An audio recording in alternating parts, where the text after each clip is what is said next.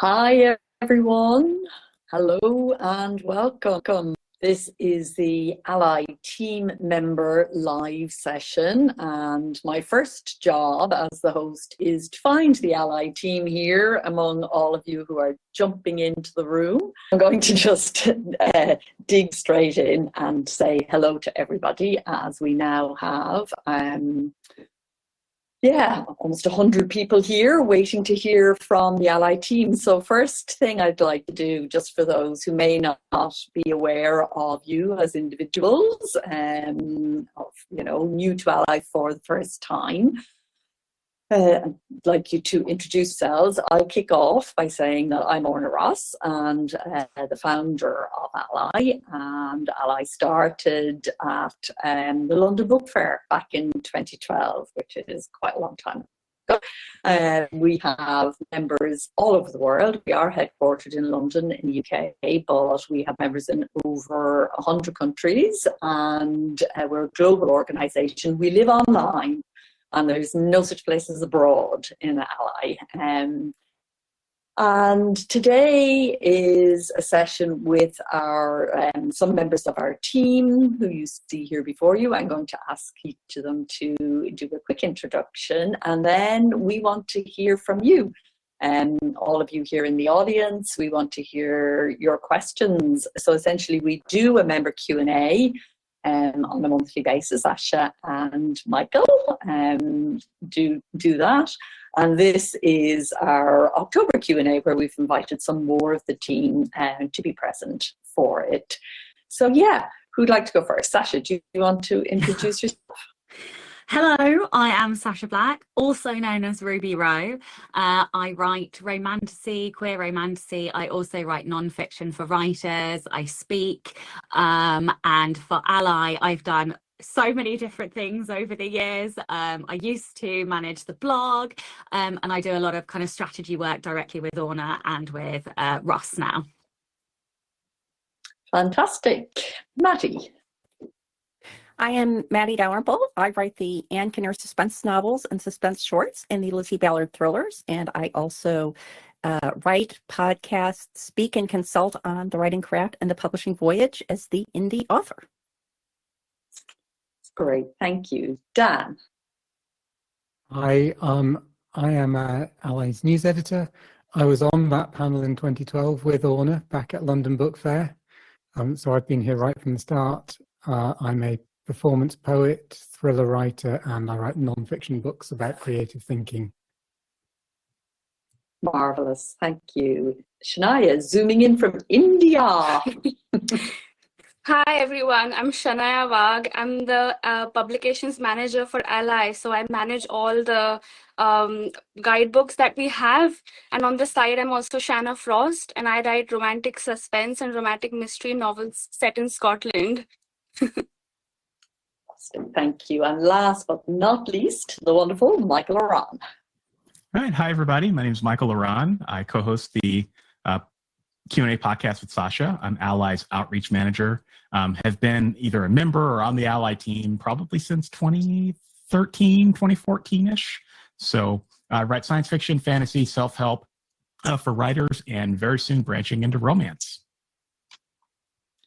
That's fantastic. Okay, so people, if you can start getting your questions in for the team, this is your opportunity to access their widespread knowledge. They all have been in self-publishing. I should say me too. We've all been in self-publishing for a long time now. We've been through various iterations, and this is a very fast-moving sector, as we all know. So this is your opportunity to tap into 6 people who have been there, done that, and also, of course, observed a lot of hundreds and tens of thousands of indie authors at this stage doing various different things. And I think it would be fair to say that each of us is tapped into a very different part of the indie author community. We're coming to you from different parts of the world. we all write very different genre, and some of us have very different publishing models, and we may get to speak a little bit about that in a while. But yeah, so let's have your questions. So I'm going to kick off with this question that Kaylee's put forward from Mariana about crowdfunding. So Mariana says, I believe crowdfunding is playing a big role in self-publishing, especially kidlit book authors.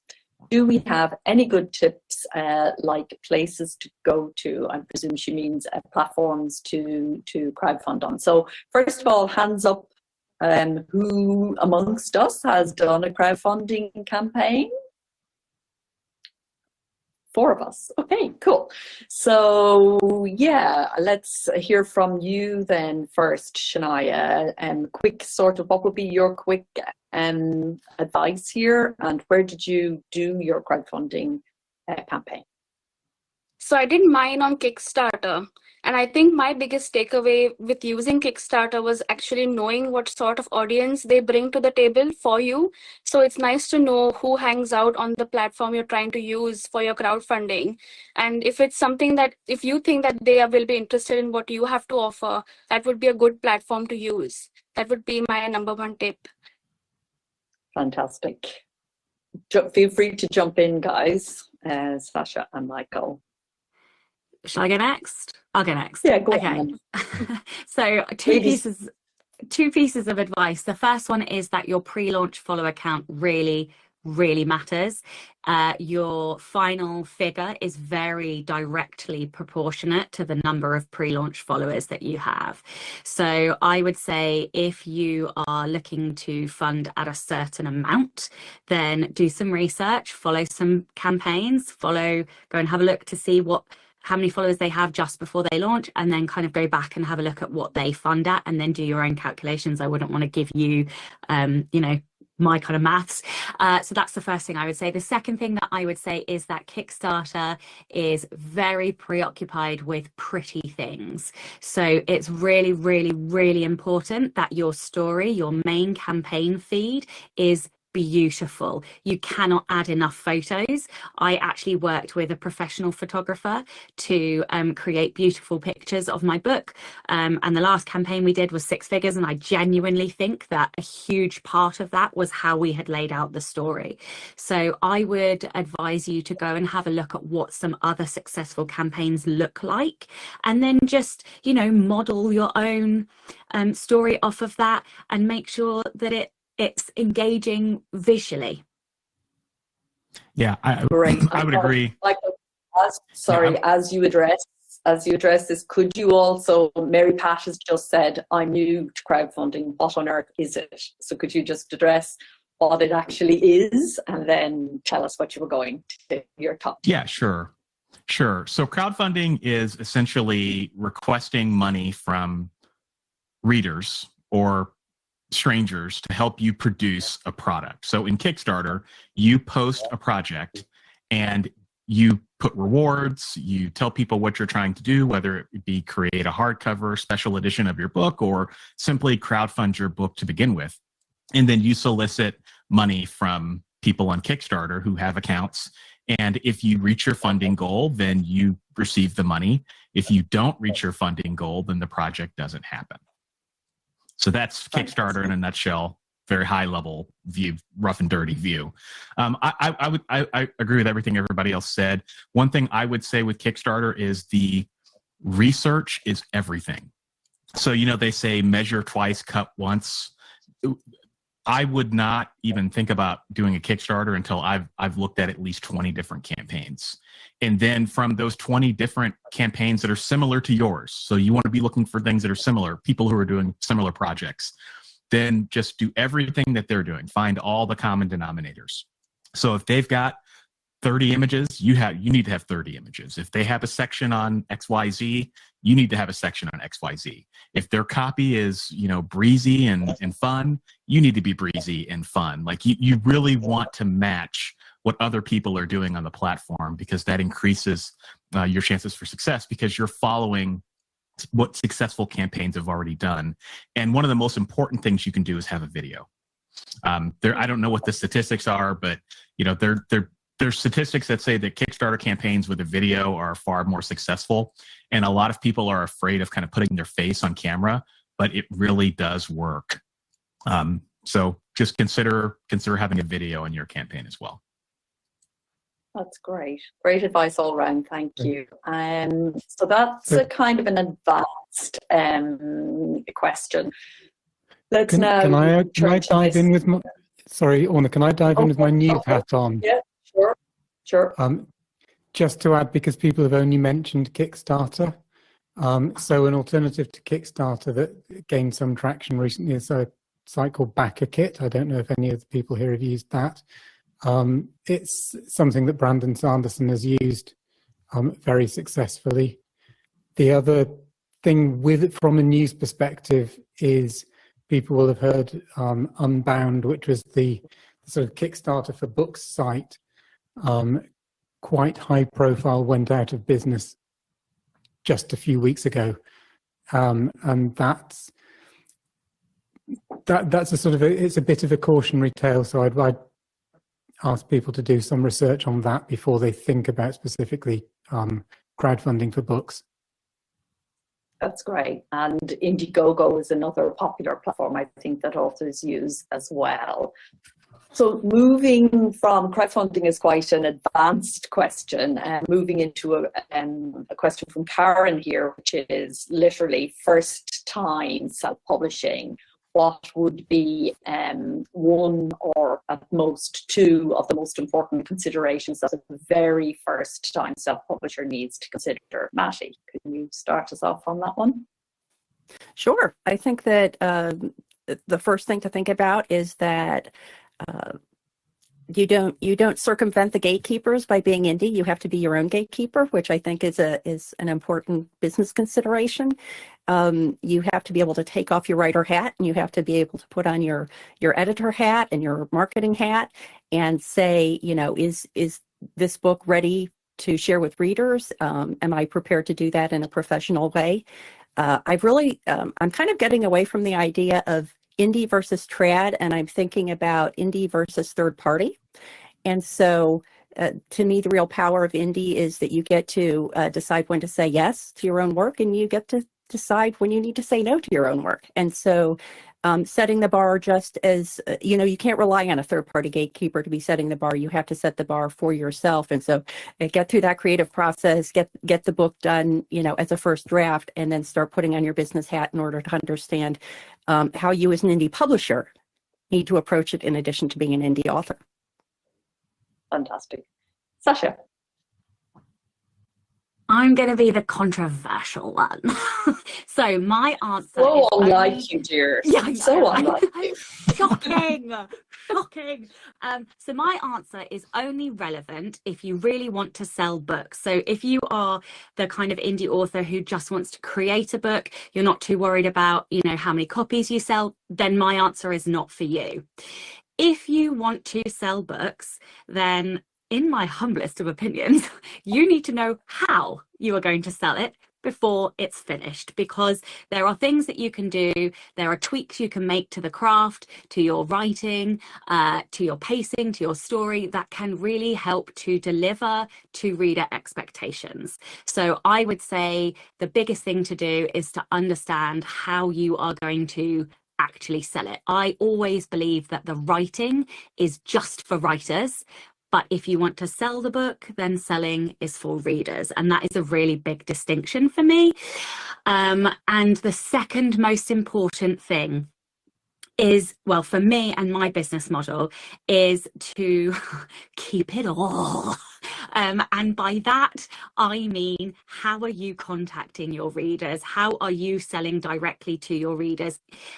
Mailing list and a transactional website, for me, are the cornerstones of my business. It's how I make more money on my website than I do on Amazon. So for me, always, always, always have a mailing list. Even now, years later than when they were invented, they are still so important. I can send a newsletter out and make a ton of money that day. So newsletter, website that's transactional, and know how you're going to sell it. Fantastic. Mhm. And another way I just summarize what you've been saying is to draw that distinction between yourself as a writer and yourself as a publisher. They're two very different hats, and you need to take one off to put the other one on, usually, certainly at the beginning. And when you're setting out to self-publish, you're probably learning a lot on both fronts. So, be patient with yourself, be good to yourself. Okay, Michael.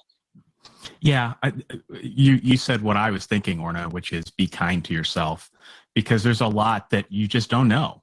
Like, you just don't know what you don't know when you publish your first book, whether it be marketing, covers, everything. And if I were really going to be laser focused, I agree with Sacha. Like, you need to know how you're going to sell your book, but also I would be laser focused on making sure I had a good cover. It's really easy, I think, for authors when you publish your first book to think about the cover as a piece of art, but it's not a piece of art, it's a billboard. And if you think about it like that, you'll think about it correctly. I can tell you lots of stories where I had ugly babies with my first few covers. And if you want to do everything that Sacha said, then it makes it really, really hard to sell your book if you have an ugly baby cover. And ugly baby, I know I probably could come up with a more politically correct phrase, but I'm just going to call it what it is. So covers are absolutely critical. I just cannot stress how critical they are. And it took me way too long to learn that. So if I could go back and republish my first book, if I was just starting out again, I would have paid a lot more attention to that personally. It's just so critical. Fantastic. Get as much feedback as you can from people. Fantastic. And I think it ties into your advice on the previous questions, about the crowdfunding question, where you said, research at least 30 other people for your campaigns. Equally, research at least 50 other covers of people in your genre. And that's the critical thing. It's not just those that you like the look of. Your cover must be genre laser, is the word, laser focused on the genre. What's current and doing well right now is a guide to what you should do for your own cover. And Shanaya, anything to add about first time? You're probably of us all the closest to your first publication. Yes. So I have been thinking back to what I did when I published my first book. And I would say now that I'm on my 10th now, I would say that the first few books are your experiments, that you learn a lot from them, with the whole 7 processes of publishing that you go through. Every step of it is a learning curve. And you can look back and see how much you've learned through each book that you publish. But I would also say that there is so much in publishing, and it's also a game of courage and endurance. So it would be very helpful if this is your first book that you're writing, to sit down and think about why you are doing it and what your goals are with the book, and why you want to self-publish, and why you want this book to reach your readers. Because when things get tough, which they inevitably do, you can go back to that and remember that this is why you started. I would give that as an advice. Yeah. Fantastic. Thank you very much. Dan. Yeah, it's something rather oddly for me, who is absolutely not interested in numbers or selling high volumes. The thing that hasn't been mentioned is the number of books that it takes. If you look at the income surveys, people who are earning a living from self-publishing will have at least 10 books, if not 20, if not 30 books, in order to reach that stage where they are earning a living. So that ties in with sort of what Shanaya said about not getting dispirited, is going in with an idea that's got legs, and it's got legs for more than one book, but also not worrying if it's sort of like making YouTube videos, right? The standard advice is don't worry about your first 100 videos. Even if you get no viewers, just keep making them and growing your following. Not the 100 books, but don't panic if the sales aren't there, because you need to write lots of books and then sell back on those first books in order to get to the stage of making a living. Great.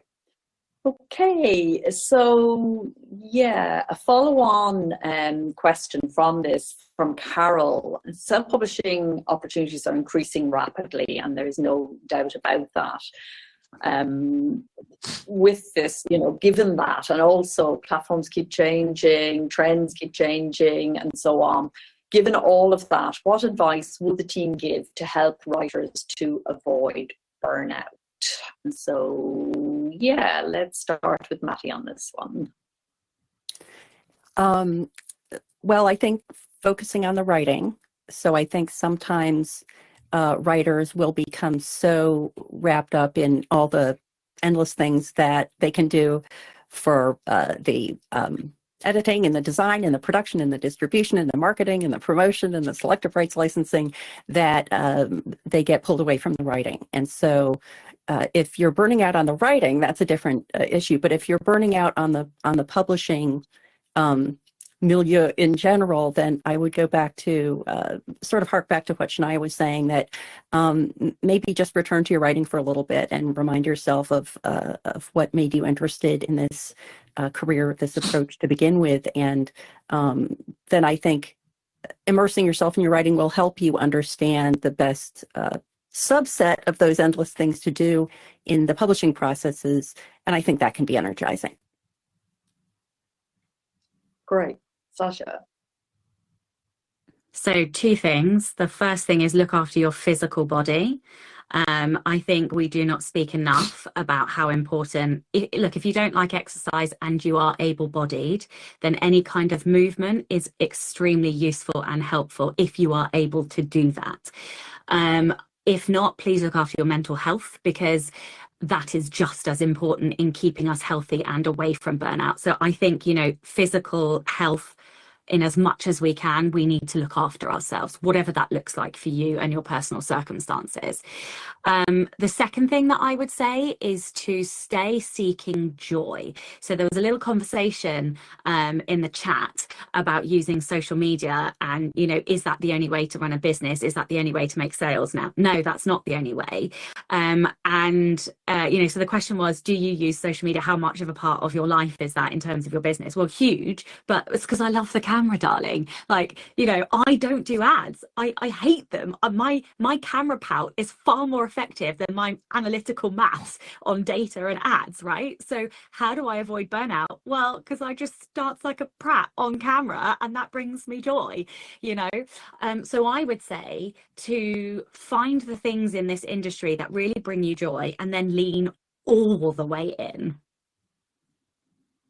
I would say Right. I would go further, and I would recommend therapy for writers. Now, when I've said this in the past, people feel like, oh, well, I don't want to do therapy because, that means something's wrong with me. No, going to therapy is about having a sounding board. And so being able to talk to somebody and bounce ideas off of them and have them reflect your own ideas back to you, there's nothing wrong with going to therapy. In fact, I started going to therapy regularly, I don't know, 5-6 years ago.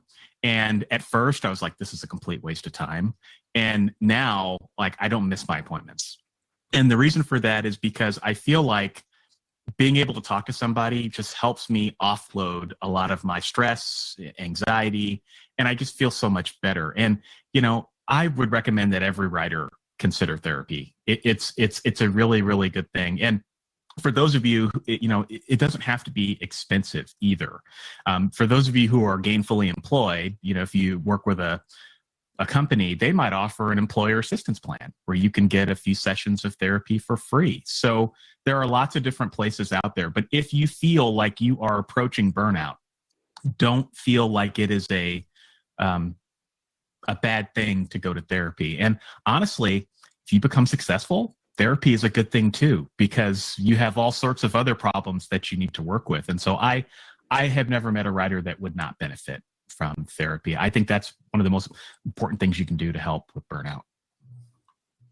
Just picking up on that is, writing and publishing are both about personal growth, because if you are here and you want to finish a book, you're going to have to grow as a human being. If you then want to publish that book, you're going to have to grow some more. And if you want to market and sell those books, you're going to have to grow some more.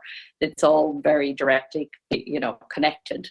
If you have an absolute aversion to the idea of therapy, and I know particularly on this side of the Atlantic, that seems to be a thing, coaching is another option, that perhaps can give you some of the same benefits. And if you really don't want to talk to somebody else, there is free writing or other ways of expressive growth therapies which you can do in a personal way. But I completely endorse everything that Mike said. All right, great answer so far. Okay, Dan, anything to add? Yeah, sort of going with the what brings you joy is not being a magpie, not trying to follow trends, in particular not trying to do the guessing what is going to be selling a lot in 2 years' time and then writing to that. You'll hear lots of stories about people who've done that highly successfully, and that's not a good way to make writing something you enjoy in the long term. But mainly, I think, and this is something I've written about a lot, I have, as you all probably know, a very long history of poor mental health and burnout. And so I've forgotten what I was going to say because I was introducing it. I was so busy being entranced by Michael that I got lost. I got lost in what I was going to say. So I'll just come back to what sometimes. You do have that impact. This is the problem of being. I will come back to what Sacha said on if you are able to, the importance of physical health, because that is really. Oh yes, it was don't follow advice, which is great for people who are at a conference like this. But the worst thing you can by that, what I mean is, it is very, very easy to think that what works for someone over there is going to work for you, and trying to emulate something that is not in your nature to emulate is going to lead to burnout quicker than anything else.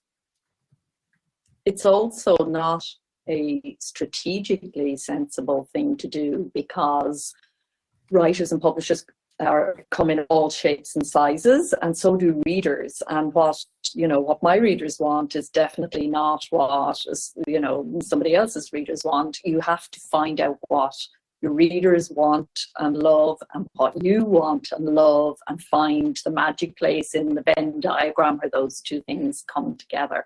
And that takes time. Anything to add, Shanaya? So as you say, Orna, in your Patreon, it's about creative rest and play. You book the time out to just take a break, which is very difficult for us indies to do because there's so many things to do at all times. But I've also felt recently that it's nice to have author friends and author groups, because when you went to them, they realize and they understand what you're saying. Whereas somebody who is not a writer probably doesn't understand what you're going through in the different parts of writing and publishing. So that would be, That's great. Okay, I'm going to jump in and quickly answer a question from DM Cross, because I posed it twice, which is, I'd like to thank you for your ranking systems. This is where we rank author services, publishing services. Some that I click on are outdated. Do you plan any updates in the near future? We're always updating them, but there are an awful lot of them. So sometimes, yes, some things do slip and are outdated. So we're constantly updating. But if you have specific queries about a specific service, you can drop us an email anytime. John at allianceofindependentauthors.org is the person who does the updates. And if you're a member, of course, the member support desk is open to you 24/7. Aisling has asked for some advice on selling direct from their own website, because that has already come up. Huge topic, and we are going to cover it in the conference in more detail. Sacha and Adam are delivering a session from the London Book Fair specifically about how they have managed this. But perhaps we could give one quick tip, each of you, on the do sell direct, hands-on selling direct. Do we all sell direct now? Yep. So everyone who does, can you just give a quick tip about what's the biggest thing you wish you'd known when you started selling direct? Michael. Yeah, just find a way to sell direct. I know a lot of people, like, it can get complicated. There are a lot of moving pieces, but it doesn't have to be complicated to start. You can start by selling books direct on your site through a PayHip or a Gumroad, and then you can graduate to a Shopify down the road. But just having some way for readers to purchase books from you directly, I think, is important. And just know that you can always evolve and upgrade that down the road. But using tools like BookFunnel, for fulfillment and delivery, and then Sacha can talk about the print fulfillment piece, but that's what I would recommend. Just start small. Fantastic. Matty. Well, I have a PayHip store, but I'm actually thinking of retiring it, and this is probably a good tip for beginner authors, because from the direct sales point of view, I definitely consider myself a beginner author. It's not something that I've spent the time I would need to make it successful. So I'm actually deprioritizing my PayHip store, which I think gave not the greatest experience for buyers, because they would get the books fulfilled by PayHip and the books fulfilled by BookFunnel. It was kind of confusing. And it also had the disadvantage for me that if I wasn't driving readers to my PayHip store, then they weren't going there, because it wasn't like they were there for some other reason. So I'm actually starting to use a platform called Curios, which is a retail site, but it pays authors 100% of the list price as royalties, and they enable that by adding a little processing fee, like a platform fee, onto the charge to the readers. And so I'm sort of slowly rolling out this concept. The benefit to me is that my book is being seen with other books in my genre, and so there's some cross promotion and cross discovery there. And I'm also spending a lot of time sort of taking time on my newsletters and social media to explain to readers how this platform fee works and what it means and what it is or is not adding to their ultimate cost. So for me, as someone who is not just spending the time I think is necessary to drive people to a true direct store, I'm really curious to see how the Curios experiment pans out.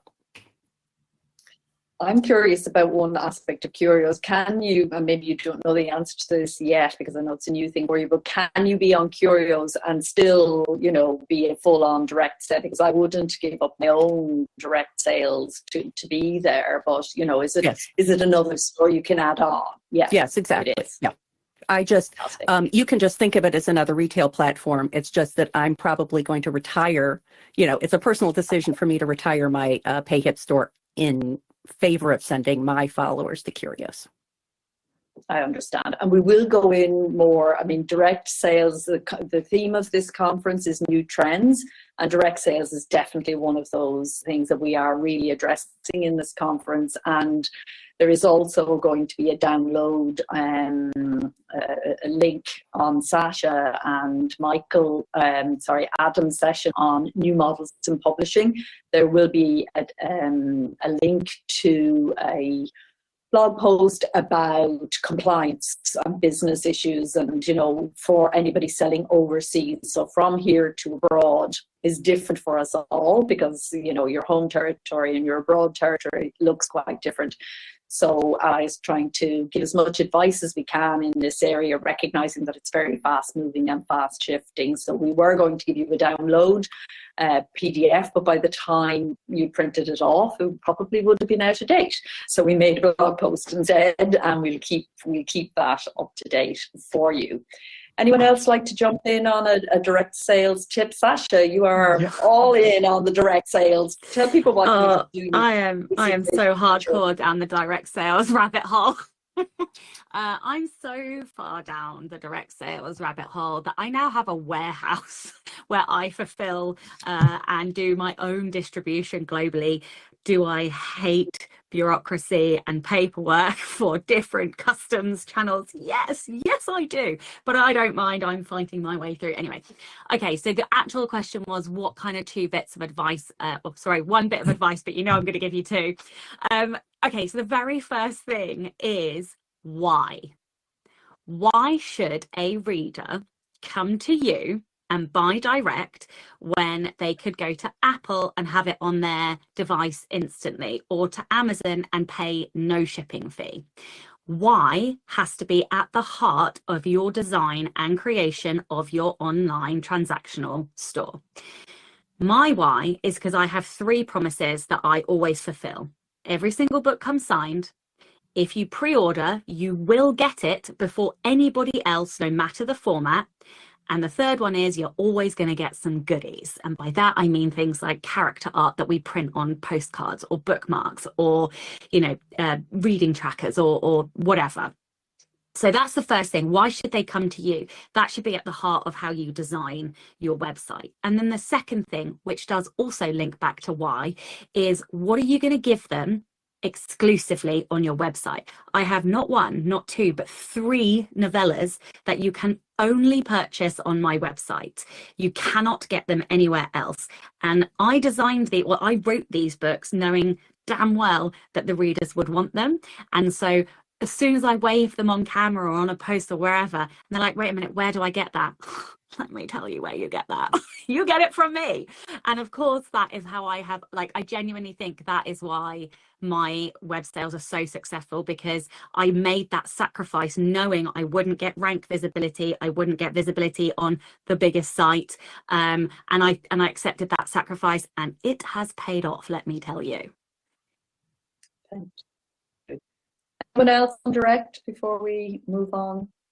No? All good. Okay, let's talk about email lists. So Kevin's kicked this off by saying, I don't get this thing about email lists. I have one book. Why should anybody sign up for my email list?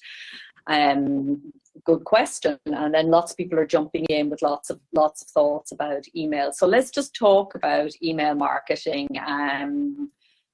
Just briefly, again, if I could ask you to address why is it so important, and one tip for email marketing. We'll start with you, Michael. Yeah, email marketing is important because it's one of the few places where you can get people's attention.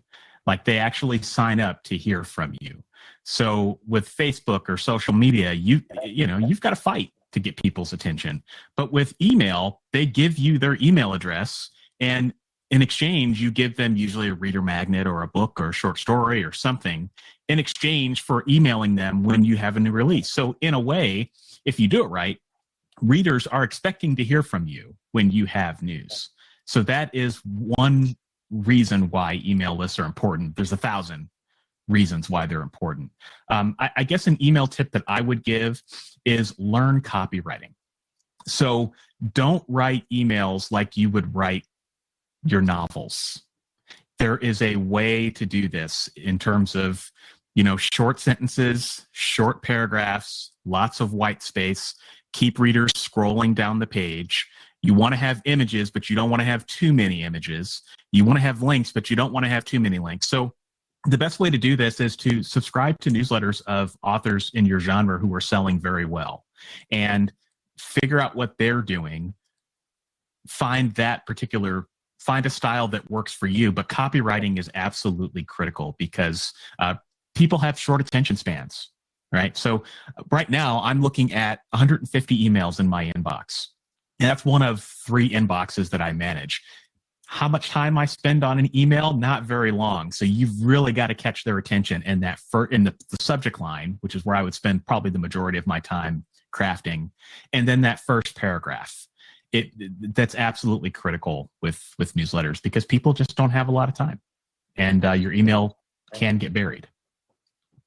That's great. Loads of tips in there, actually. And Kevin, to answer the question, it was there in Michael's first, what he said. Why would people sign up? Why wouldn't they just go and buy the book? Well, they may not want to spend money on the book just yet. You're an unknown to them. But giving you their email address is a smaller thing, but you have to give them something that makes it really enticing. They're not going to, you're absolutely right, they're not going to just sign up for no reason. And that's where the reader magnet comes in. Your reader magnet needs to entice them to give. So it's an exchange, and you need something that isn't your book, ideally. It can be an extract from your book, but ideally it should be something a little bit different, and that will lead them on. Dan, would you like to talk about email? Yeah, so I'll use this to answer Carrie's question. How did you get your first email sign up? And that was by doing in-person events and always having a mail list with me, with the right permissions or a QR code. I do performance poetry, so people tend to enjoy it when you're there and you're doing something slightly outlandish they might not associate with authors, and saying on the way out, or pass it around the audience. So this is what we do in the slam scene. We have a bit of paper, we pass it around the audience, we get them to sign up with the terms and conditions. So yeah, in person, get your first sign-ups, and that's how to help grow it organically. And then when they get the thing coming through the email, they'll tell their friends. And it's so interesting because email, this conference is all about new trends, and email is as trending and as trendy today in 2025 as anything that was there this sort of thing predates the launch of ALLi in 2012, as people, probably by a good 10 years. So, it's the one trend that keeps on trending. Anyone else like to jump in on the email question before we move on? Matty, thank you. Yes, I would just like to say, please do not use your personal, i.e. your Gmail account, to start building your email list. I've held this flag for many years, and there are many reasons, compliance with anti-spam regulations and professionalism and so on, but I think this is especially important because of this recent huge spike in AI generated faux personalized content. And so when I'm cleaning out my 150 emails in my inbox, if I don't know the person and I see it's from Gmail, I pretty much just instantly delete it. It's not the way you want to present yourself. And there are many inexpensive, in some cases free, for beginners, professional email services out there. So find one of those and use that, even if you're just sending your emails to your mom and a couple of close friends at first. Fantastic. Okay. Yes, Shanaya, do you want to jump in on emails? Yes. I would say that if you're starting small, it's nice to experiment with what you can do with email. And when readers get back to you and they reply to you, it's just nice to get back to them and reply. And that way you actually build reader connections and make super fans out of just idle readers in the long run. Yeah, that's great. When Sacha and I did a sequence on emailing a while ago on email marketing on self-publishing advice center, which is, do check out, and you can just search there for email marketing and any other topic that we're talking about today and get ALLi's posts on that topic. But when we came to email marketing, I don't know if you remember, Sacha, we had to break it down into three, kind of getting your email subscribers, maintaining your list, and I forget what the third one was, but it's a huge topic and one that we all need to get right. We are rapidly running out of time, and there are lots of questions, and I'm going to hop on. I think we'll only have time for one more. So I'm going to look at the reviewing one because it is also something that everybody needs to think about. And we have a question there about getting ARC reviews, which is one thing, getting advanced reader reviews, getting reader reviews generally, and then getting editorial reviews. So if we could just, first of all, would somebody like to explain what I mean by the difference between reader reviews and editorial reviews? Dan, you're jumping in there. And then, again, your number one tip. Well, I thought you were. Your hand seemed to be waving. Maybe you weren't. No, I was responding to one of the comments about Substack. I'm so sorry. Okay, well then, who would like to jump in on editorial versus reader reviews, and then each of the panel to give a top tip about either editorial or reader reviews. We don't have time for you to do both on both. Who'd like to kind of explain? Shall I do that? Yeah, you can, Orna. No, you can, Michael. I'm resting. Okay, I'll be as quick as possible. So an editorial review is usually an editorial service like Kirkus or Publishers Weekly that typically you pay. It's never guaranteed, but you pay to hopefully get a good review, or that you can use pull quotes. to market. So these are typically reputable companies. Sometimes they're not. So you got to be careful. Okay. But you usually pay an editor service to give you a reputable quote that you can use as street cred. A reader review or an ARC review is a reader, sometimes a book blogger, sometimes just your regular reader who reviews your book, generally in exchange for an honest review. Actually, always in exchange for an honest review if you're doing it ethically. Whereas you pay for editorial reviews, never pay for reader reviews, because that can be against the terms of service at different places. I'll stop there. That's great. I just add a little bit to say that also editorial reviews can come from press coverage, from reviews in reputable outlets without having to pay for it. But, a reviewer picks up on it harder and harder and harder to get those these days, which is why people are now, these services whereby you can actually pay for to have your book reviewed. And trade publishers are doing that as well. There's a perception that this is just something that indies do, but it is not. And there's always payment for services. And there is some controversy about paid reviews. And that is, because there are some services that are really kind of tricky in this area, as Michael said. So do check out the ratings on the self-publishingadvice.org, but also, keep your ear to the ground and look for the good ones. In terms of tips, and then reader reviews are also your reader reviews on Amazon, your reader reviews on your website if you invite such. And so your reader reviews can turn up anywhere, but you use the ARC to actually get some reader reviews yourself in advance, particularly when you're launching. So, okay, tips then about reviews, because again, this is a very big topic, and we do have a book for ALLi members, can download it free of charge, as they can download all our books, which is called Your First 50 Reviews, and that deals with both ARC reviews, editorial reviews, and all things reviewing, really. So the more reviews you have in your book, the more likely it is to sell. That's just a given. All the research confirms that. So people who'd like to go first with a nice big tip on reviewing and how to get reviews and get the kind of reviews we want. Matty. So I'm going to put a plug in for one of ALLi's partner members, Booksprout. I have had great luck with Booksprout. It's a platform where you upload books and then readers sign up and they can scan for genre and other things. They download the book for free, and then Booksprout makes it very easy for them to post reviews on all the platforms where your book is being sold. And one of the things I really like about Booksprout, another thing is that you get you're able to communicate with them, which I would not recommend you do if it's like on Amazon. But one of the nice things I found is that, first of all, the reviews are often very extensive and thoughtful. It's not usually just a line saying "love the book." But the other thing that's nice about the books, the community the Booksprout has built, is that I think that readers, if they find a book is not for them, they're more likely to just withdraw from the campaign than they are to leave a bad review. And so generally you get sincere and positive reviews. And I've also had the experience of one of the reviewers leaving a review that reflected some reservations about one of my nonfiction books. And as a result, my co-author and I just reissued a second edition of that, addressing that. And so it was super fun to be able to go back to that reviewer and say, hey, we heard what you said. And in fact, we have a whole new book out there for you. So that has been that's been my most successful way of getting reader reviews. Fantastic. Anyone else have tips on reviews?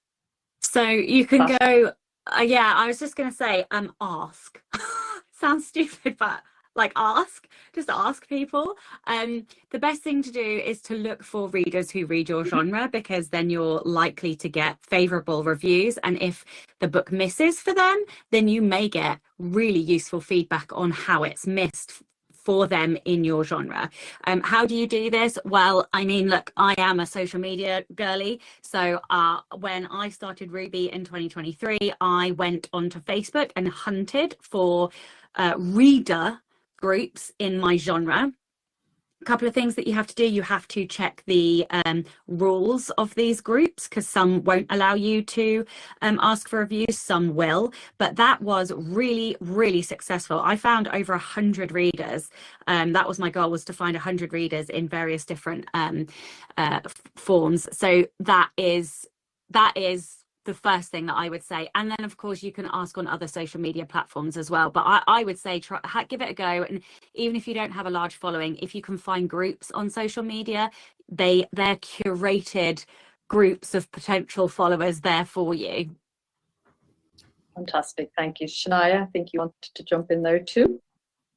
I wanted to speak about editorial reviews, because editorial reviews is a whole other ballgame altogether. And I find that, so how they generally work is you apply to the company who does the editorial reviews for your book to be reviewed, but you can't choose who your editor will be or who the person who will review the book will be. So it's a good idea to go on the website of these companies and look who the editors are and who sort of curates the website and what their interests are. So you can probably mention when you do submit your book about who would be interested in the book to read, so that you can get somebody who is interested in your genre to read that book. And then there's a higher likelihood that they will leave a positive review because they know what they're reading. So that's what I've found when it comes to editorial reviews. Fantastic.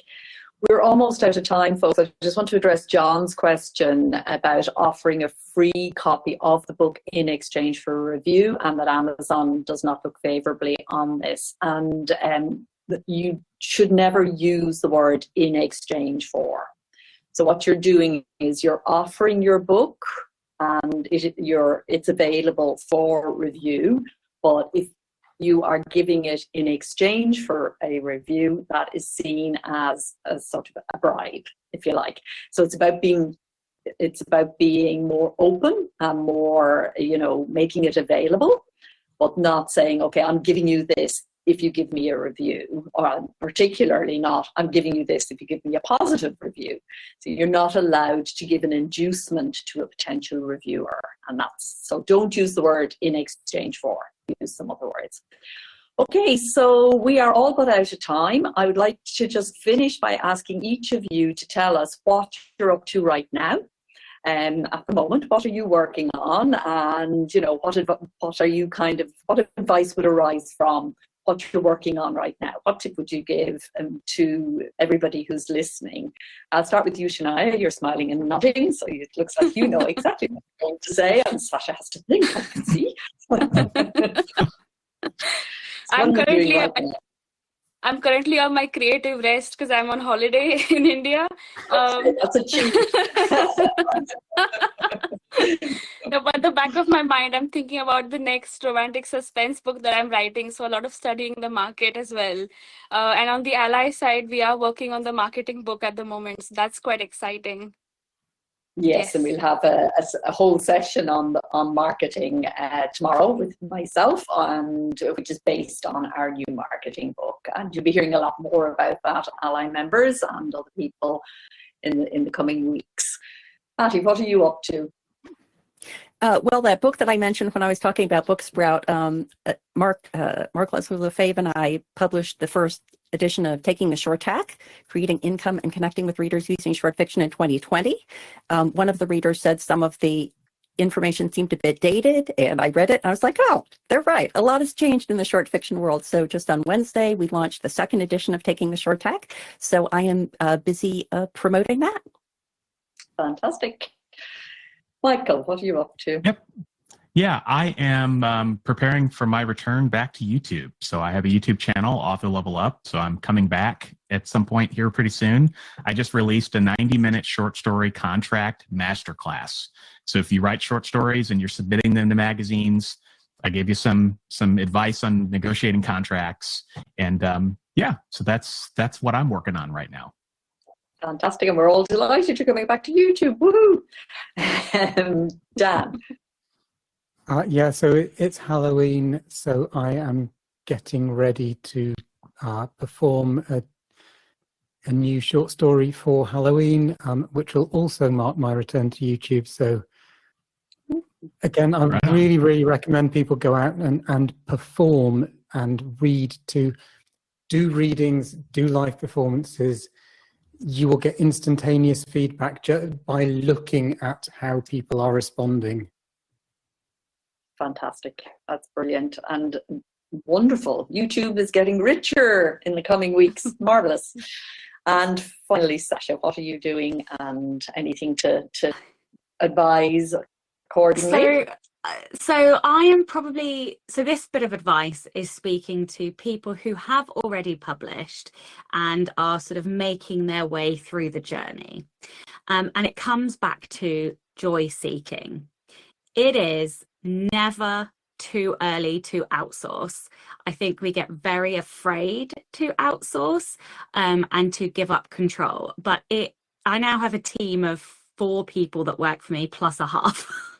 And all it has done every single time I've brought somebody in, it has enabled me to do and stay in my zone of genius, which is where my joy comes from, and then to only grow and grow the business. And every single time I'm absolutely terrified. But the last little bit about this is to recruit people to do things that also bring them joy, because it astonishes me daily that there are people on my team that absolutely love doing the stuff that I hate. It is the best thing ever. And so everybody on my team is super happy. And so, yeah, that is my advice to you. Joy seek always, and it is never too early to outsource. Thank you so much.